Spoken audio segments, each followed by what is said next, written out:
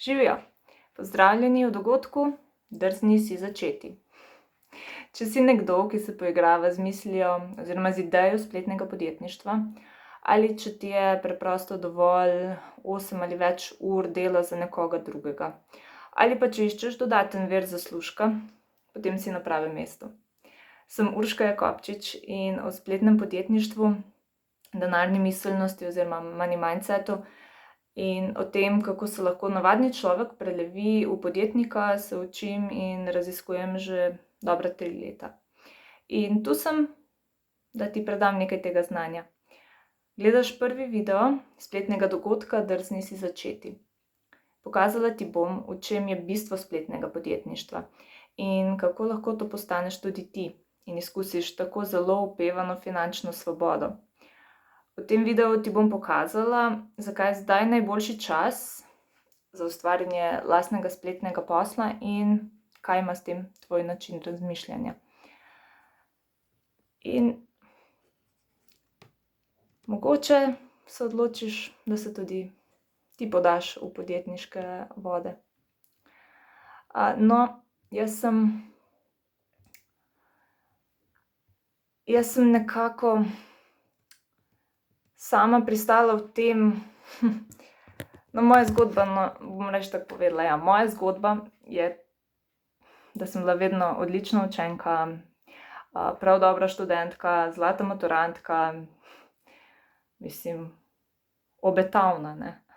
In dobila sem službo, ki je osrečila mojo družino, mene pa malo manj, počutila sem se čisto nekaj povprečna, da ne dosegam svojih ciljev oziroma svojega potenciala.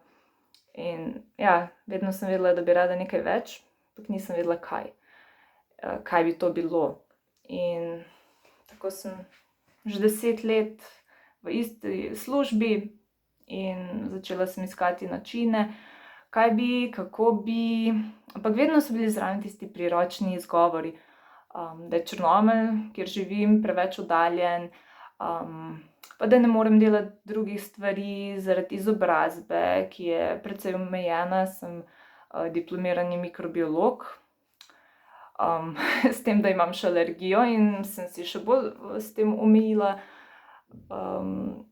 svoj potencial, ker ne morem dobiti zdravniškega potrdila, da bi delala v laboratoriju. Med mojo drugo porodniško sem začela gledati neke dokumentarce, med njimi serijo Money Revealed ali Razkrito o denarju, in spoznala sem, da za bogate ne le, da veljajo drugačna pravila kot za nas, ampak tudi razmišljajo precej drugače. In sicer sem si to že sama po sebi mislila, da drugače razmišljajo, ampak nisem vedela, kako razmišljajo, ne. In ko sem slišala intervjuje z njimi, me je to navdihnilo, da sem se začela še sama bolj poglabljati v to, in čez čas sem se odločila, da si bom kupila nekaj spletnih tečajev, pa da pridem še sama mogoče v ta svet. Problem je bil pa v tem, da takrat nisem vedela, kar vem zdaj. In posledica je bila, da sem nekaj jurjev zmetala za neke tečaje, ki jih pa nisem speljala do konca. Zakaj ne? Ker se jim nisem posvetila. Nisem se zares zavezala k temu, ne, da bi jim sledila. In to je tudi razlog, da za nekatere tečaje najdemo na spletu ful dobre ocene ali pa tudi čisto slabe, ko bojo popljuvali do konca, ampak tečaj je isti. In dejansko ni vse odvisno od tečaja, ampak tudi od tečajnika samega, koliko se je odločen zavezati k temu procesu ali pa samo gleda videe in dejansko ne sledi postopku, ki naj bi ga, da bi prišel dejansko do pravega posla. In to sem tudi jaz delala, gledala sem samo videe, čim je pa prišla neka mala težavica, ne, sem obupala. In v bistvu nisem niti nikomur povedala, da sem si kupila tečaje, kaj šele, da bi odprla firmo. Ampak želja po podjetništvu se je vseeno kuhala v moji glavi in končno mi je prekipelo. In malo so prispevali tudi neki dogodki v službi in potem si rekla, tokrat gre pa zares, brez izgovorov. In začela bom tak in tak posel in se mu res posvetila, ker nočem še ene zgrešene investicije. In potem sem namero objavila javno, odprla podjetje in začela svojo podjetniško pot. In tudi to, da sem to naredila javno, je bila ena od varovalk, da ne bom vsega skupaj pustila. In potem sem se odločila za prodajo in promocijo spletnih tečajev. Pri tem pa sem pristala še v enih drugih vodah in zdaj se izobražujem za certifikat iz tako imenovanega mastery coachinga. In če povzamem čisto na kratko, kaj to je metoda, s katero razvozlamo, zakaj nas neka stvar ovira in kako lahko spremenimo naš odnos do nje, da nas več ne zadržuje na poti do uspeha in do osebne rasti. Torej, v to sem šla tokrat na polno in zdaj se zavedam, da so edina stvar, ki nam preprečuje uspeh, naši možgani. Ne okoliščine, v katerih živimo, temveč neutemeljen strah pred neznanim, strah pred neuspehom, strah pred tem, kaj si bodo o nas mislili drugi. Včasih je problem, kaj bodo mislili neznanci, včasih je problem, kaj bodo mislili prijatelji ali pa družina ali pa sodelavci, ne, pač. In kaj, če se okoliščine spremenijo? Mislim, kot da ves čas iščemo neke razloge, zakaj nam ne bi uspelo. Mislim, sploh si ne damo priložnosti uspeti, ne.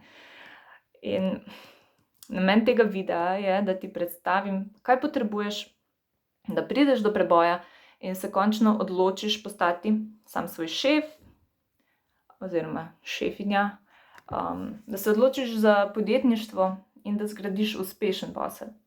In kar je res navdušujoče je, da ko to enkrat veš, lahko dosežeš karkoli si zamisliš.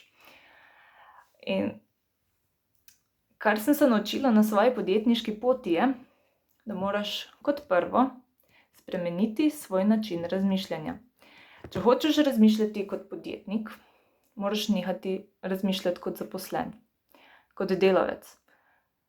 Ker podjetnik je odgovoren sam zase. Ne moreš se izgovarjati na šefa, na druge sodelavce, tudi na okoliščine ne. Podjetnik sprejema odgovornost za vse uspehe in napake in se iz tega uči. In dober podjetnik nikoli ne igra žrtve, ampak se zaveda, da je vse odvisno od njega in njegove sposobnosti, da se prilagodi, če ne celo izkoristi okoliščine. Mislim, vzemimo trenutno korona krizo. Nekateri podjetniki so ali pa še bodo žal propadli, drugi pa ravno zaradi korona krize beležijo rekordno rast in rekordne dobičke, ker so znali izkoristiti spremembe na trgu, se temu prilagoditi. Eni so se sami znašli, so prišli do svoje ideje, drugi so jih posnemali, ampak s tem ni nič narobe. Tudi to je nek vidik iznajdljivosti. Vidiš, da nekaj deluje in kopiraš oziroma slediš temu modelu. Bistvo pa je, da za vsako težavo iščeš rešitve, ne pa izgovorov. In primer, ki ga zelo rada uporabljam, je, kaj, če dobiš vabilo na poroko na Havajih. Vse plačano, razen letalske karte. Kaj narediš?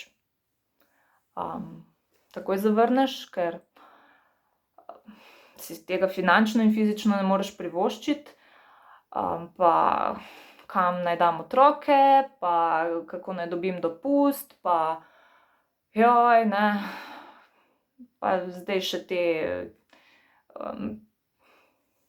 kaj so že, cepilni pasuši ali karkoli že, če bo ali ne bo, ali kako. Ali začneš razmišljati, To je pa res dobra priložnost. Vprašanje je, kdaj bo spet naslednja taka priložnost. Kako lahko to izvedem? Mogoče bi lahko šli celo cela družina, so kje kaki popusti, ali naj vzamem potrošniški kredit. Mogoče, če si razdelim na več delčkov, bi mogoče šlo, pa mogoče najdem kje še kakšne še cenejše karte z malo več prestopanja in tako naprej, ne. Mislim, you get the picture, če povem lepo po slovensko, ne. In okej, gremo naprej. Naslednja zelo pomembna stvar je, da moraš biti predan oziroma predana svojemu poslu. Ampak to ne pomeni, da te mora popolnoma prevzeti in da se odpoveš vsemu ostalemu. Ne. Določi si čas, ko bo na tvojem urniku čas za tvoje delo. Torej, vsak dan določena ura ali največ 2, ali pa vsak drug dan, odvisno od tvojih želja in aktivnosti. In za ta čas moraš pa skleniti dogovor s svojo družino, da naj te ta čas ne motijo. Ker posel je kot otrok. Še posebno na začetku, ko ga je treba res negovati in ne daje rezultatov čez noč in tega tudi ni za pričakovati. In to vodi v naslednjo točko. V redu je, če začneš z majhnim ali z ničle. Ni se treba obremenjevati s previsokimi pričakovanji, kako naj bi vse skupaj izgledalo in kako hitro naj bi šlo. Moraš biti le vztrajen oziroma vztrajna in dosledna s tem, kar počneš, pa se sproti učiš in slej ko prej prideš tja, kamor hočeš oziroma kamor moraš. Dejstvo je, da večina od nas okrog sebe nima nekih zgledov. Ljudi, ki so s poslom začeli z nič. Večinoma vidimo oziroma opazimo ljudi, ki so bili tako rekoč rojeni z zlato žlico, in si mislimo, da je bilo njim lahko.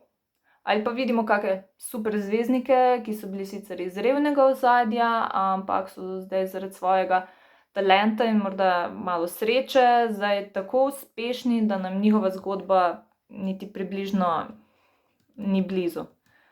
Ampak vsak je nekje začel. Celo Trump je baje dobil, mislim, sicer nisem šla preverjati čisto te zgodbe, ampak tako sem slišala zgodbo, da je dobil samo $1 milijon za začetek od očeta. In to je bilo zanj malo. Ampak on je to uspel pretvoriti v milijarde. In tudi izgubiti se, ampak se je spet znal vrniti in povzpeti in zame je on kljub vsemu zgodba o uspehu. Pa pustimo njegove tvite in njegove načine, ampak človek se je znašel in je pravi podjetnik. Kaj bi pa ti z milijonom? Bi ta milijon postal milijarda? Kaj pa če bi bilo to $100,000 ali pa evrov? 10,000 evrov? 1000? 100? 10? Če verjameš ali ne, tudi z 10 evri se da začeti posel. Kako? Povem na koncu tega videa. Tako, strši še malo. Okej, naslednja stvar je, da poiščeš pomoč. Podjetniška pot ne rabi biti težka in trpljenje je stvar izbire. Pač lahko se povežeš z ljudmi, ki so v podobnem položaju ali pa še boljše par korakov pred tabo. In ker te so neke težave že rešili in ti lahko pomagajo, ne. Mislim, kakršenkoli problem se pojavi, verjetno nisi prva oseba, ki je dobila ta problem. Zagotovo je še kdo drug imel kaj podobnega, ne. In če se povezovanje nam pomaga, da rastemo, da se podpiramo In podporo lahko dobiš v naši Facebook skupini, še posebej, če si mamica. In pri meni, še posebej v obliki mastery coachinga, ki bo na voljo od avgusta naprej, ko dobim svoj certifikat. Poiščeš si lahko tudi mentorje. In danes nam socialna omrežja omogočajo, da smo lahko v povezavi, v stiku z našimi mentorji, praktično prek Facebooka, pa naj bo to slavni Tony Robbins ali pa mogoče Anik Singal, če ste že slišali zanj. Mislim, se teh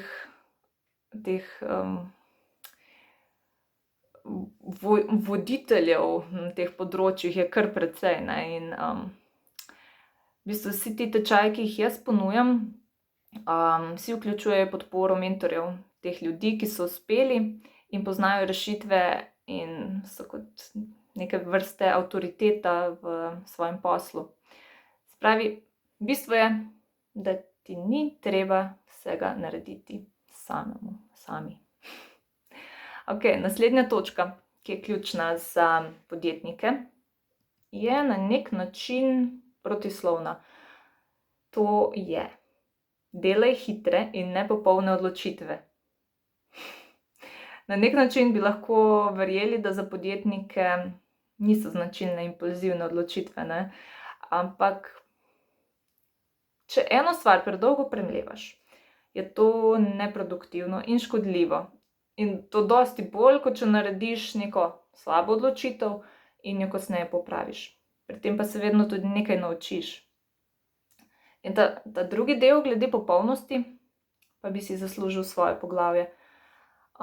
Sploh ženske, mi imamo nekako vgrajeno prepričanje, da moramo biti popolne, čeprav nismo.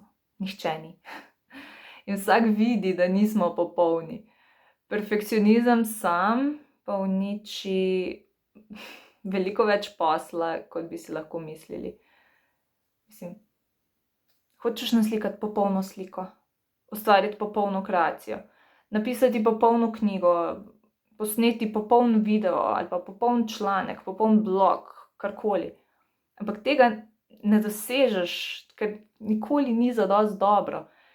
Ali pa traja mesece in leta in delaš, ampak rezultatov ni. Zato je bolje delati hitro, pa čeprav ni popolno. Vse narejeno je, kaj ne? Mislim, kot tudi ta video. Jaz se dobro zavedam, da ni popoln. Ampak če bi hotela, da je popoln, bi mogla posneti, 100, 200, 300, 1000 posnetkov. Pa kdo ima čas za to delati, ne?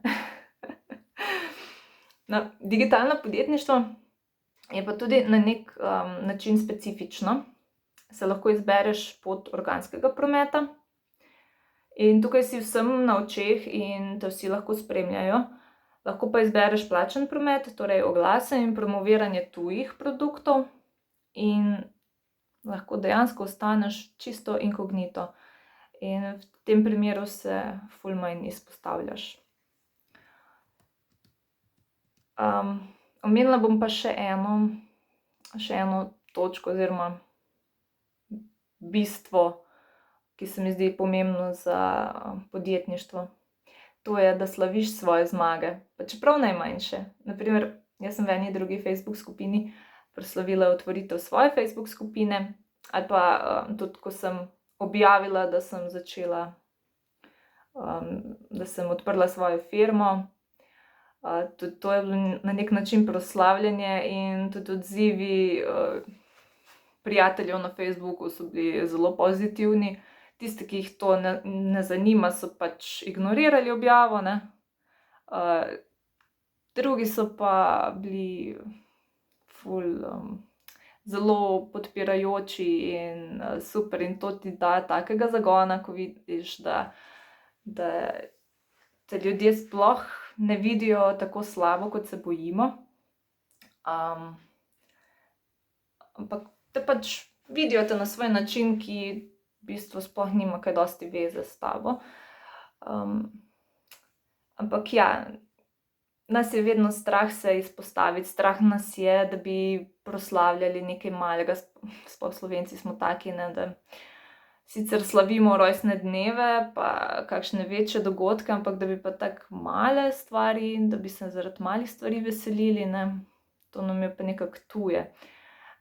In tudi meni je bilo na začetku tuje, zakaj bi zdaj za vsako stvar mogla nekaj proslavljati ali pa deliti v neko Facebook skupino, pa zakaj bi mogla tam objavljati, kako sem hvaležna, da sem naredila to pa to in da sem hvaležna za to, da me ljudje podpirajo. In potem, ko to nekajkrat narediš, pa začutiš smisel tega, ne. Ker ko proslaviš svoj prvi oglas ali postavitev spletne strani ali otvoritev espeja, prvi všeček, karkoli, to ti da tak zagon in tudi navdihuje druge ljudi. In ko ti oni vračajo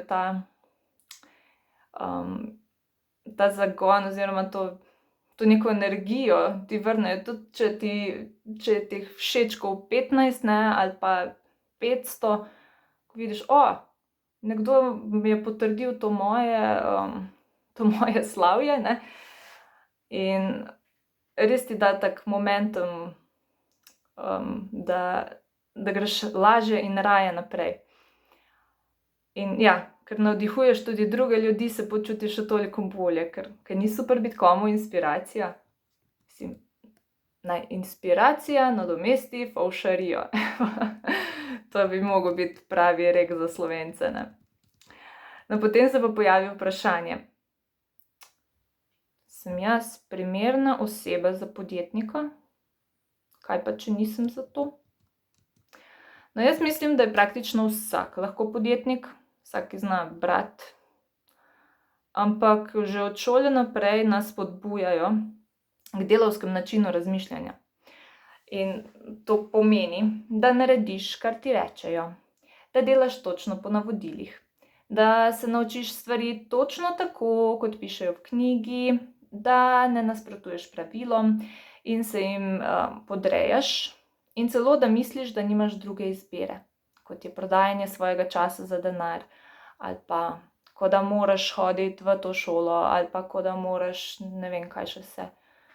In dejansko pozabimo, da imamo vedno odločitev. Tudi če smo postavljeni pred neko tako dejstvo, da je na življenje ali smrt, še zmeraj imaš odločitev, na kakšen način to interpretiraš. Se pravi, zdaj se pa ne bom spomnila primera, ne. Recimo, ali boš, kaj bi bila taka težka situacija, da ne bi bilo izbire. Recimo prometna nesreča, neizogibna je in imaš samo možnost, ali voziš naprej, daš gas ali pa bremzaš. Samo te dve možnosti imaš, ne, in itak vsi bomo nagonsko bremzali. In potlej pač nimaš izbire, kot da bremzaš. Dobro, to sta že dve odločitvi, ne, ali gas ali bremza. Druga varianta je pa potem, ko ti to preživiš, si v šoku in za kakšno reakcijo se odločiš. Ali se odločiš za to: "O moj bog, kak kreten, mislim, pa kaj zmešan, pa mislim," prideš v tisto: "Joj, pa zakaj, ali pa zakaj se to meni dogaja, joj, pa zdaj bojo pa še policaji prišli, pa dobim kazen, pa ne vem kaj še vse." Ali se odločiš: nisem bil oziroma bila 100% pozorna na to, kaj se je dogajalo na cesti, lahko bi bolje odreagirala, ampak dobro, da sem živa, da mi nič ni, oziroma ali pa sem v šoku, ampak preživela sem." okej, to je zdaj tak malo divji primer, ampak upam, da je dovolj slikovit, da razumete, da lahko vsako stvar pogledamo iz več vidikov. In okej, gremo naprej, oziroma tako bom povedala še. Res je zelo pomembno, da spremeniš svoj način razmišljanja, predvsem v podjetništvu, in da nehaš razmišljati kot žrtev, da so vsi drugi krivi, ampak da začneš razmišljati kot lastnik svojega življenja, da imaš usodo v svojih rokah in vse niti v svojih rokah in se vedno lahko odločiš za takšen ali pa drugačen odnos, tudi če nimaš neke izbire.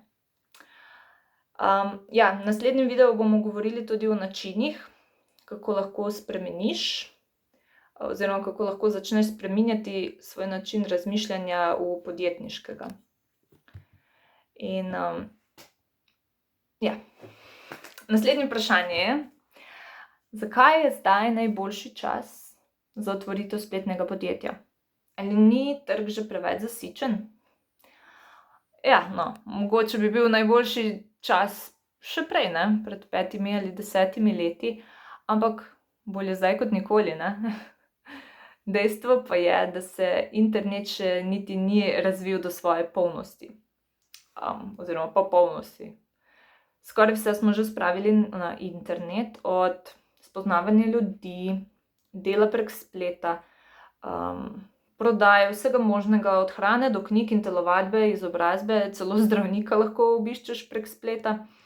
In velik del izobraževanja se je preselil na splet, in na spletu lahko najdeš tečaje za karkoli.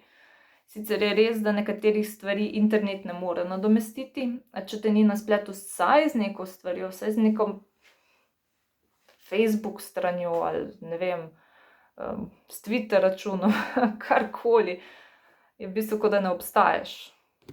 Tak občutek je, svet ne ve zate. Kar ni vedno slabo, ampak za podjetnika pa je. In razne platforme rastejo, pojavljajo se nove in glavni igralci, kot so Google, Facebook, Amazon, tudi Twitter, štejejo svoje uporabnike v milijardah in še vedno rastejo. In potrošniki bomo vedno imeli svoje probleme, rešitve zanje pa bomo vse bolj iskali na spletu. In na spletu ponujajo rešitve, kdo? Podjetniki. In danes je res enostavno začeti s poslom. Imamo na voljo razne platforme, ki nam to omogočajo. Na primer, za e-commerce imamo Amazon, Shopify, Samcart, tudi Facebook, pa pol jih še nisem sploh omenila. In oglaševanje je mnogo enostavnejše, ker lahko ciljaš na točno določeno skupino ljudi.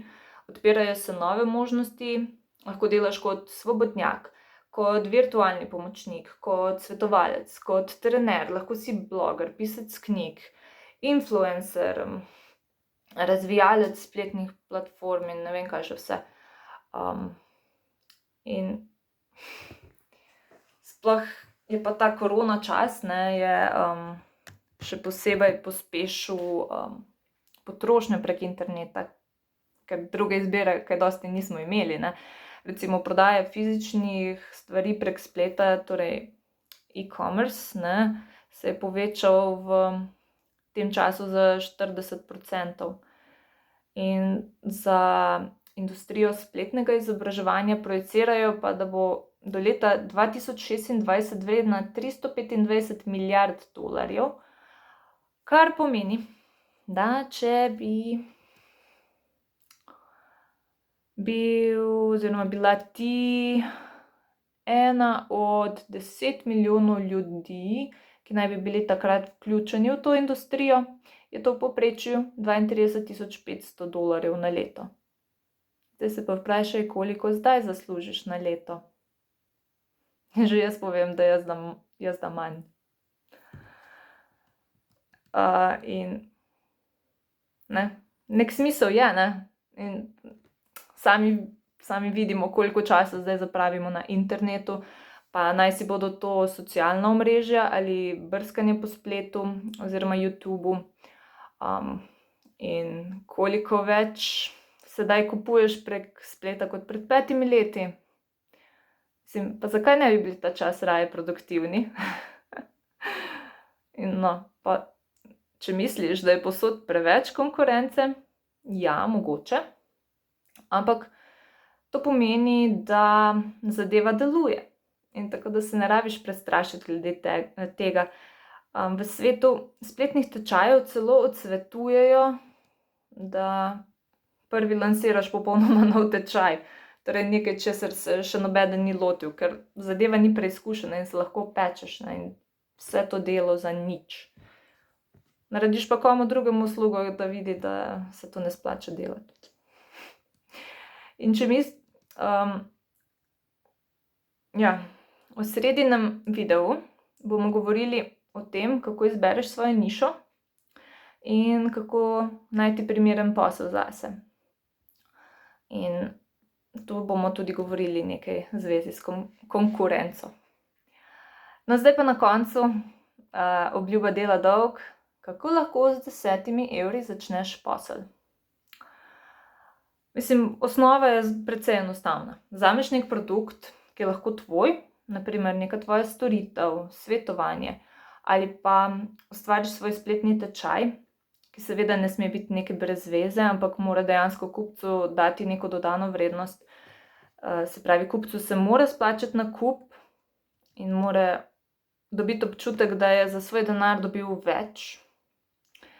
Ali pa promoviraš nek tuj produkt prek spletnih platform, najbolj znana je recimo ClickBank, in vložiš teh 10 evrov v oglaševanje, ne. Mislim, ti kot na ClickBanku se zastonj prijaviš in se odločiš, kaj bi promoviral, in potlej vzameš 10 evrov in rečeš, okej, to je zdaj moj budget za oglaševanje, ne. Seveda moraš paziti, da imaš skrbno izbrano svojo ciljno publiko in kaj bo pisalo v samem oglasu. Ampak cilj je, da dosežeš čim več pravih ljudi in po možnosti pobereš njihov e-mail. Ker e-mail je pa v bistvu ta poštni naslov je neka taka zelo pomembno sredstvo, ki ga imaš, ne, ker to je tvoje. Spletne platforme se lahko spremenijo, pravila, ne, pa ti onemogočijo delovanje oziroma otežijo delovanje. E-mail naslovi so pa tvoji, to je tvoja baza in potem lahko v bistvu pošiljaš prek e-mailov ljudem nove ponudbe. In sploh veš, da so to ljudi, ki jih te zadeve zanimajo, ne. Zdaj, kako delujejo Facebook oglasi, si lahko pogledaš na linku, ki bo povezan v komentarju in bo tudi v slovenščini, ne, ta celotni spletni dogodek in še dodatni zastonj spletni tečaji bodo vsi v slovenščini. To sem se odločila, da enkrat naredim.